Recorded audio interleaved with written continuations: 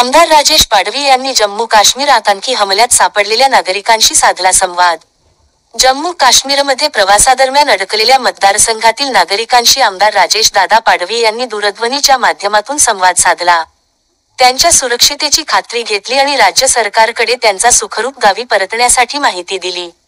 महाराष्ट्राचे मुख्यमंत्री देवेंद्रजी फडणवीस साहेब यांच्या मार्गदर्शनात महाराष्ट्रात सुखरूप परतण्यासाठी नागरिकांचा प्रवास स्वघरी सुरक्षितरित्या पार पडणार आहे.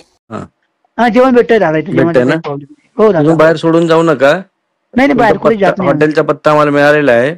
Okay okay. मी सीएम साहेबांशी बोलतो, तिकडे पत्र पाठवतो, तिकडे हे करतो, कोऑर्डिनेट करून आम्ही केंद्राच्या हेल्प नाही आम्ही कॉन्टॅक्ट करतो. तुम्ही करत असाल पण आम्हीही करतो.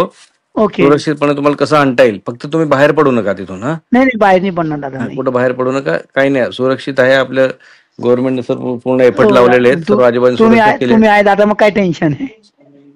ठीक ठीक. हा फक्त म्हणजे येण्याचे आम्ही व्यवस्था करतो तिकडून आणण्याची. काळजी करू नका. Okay okay. थँक्यू.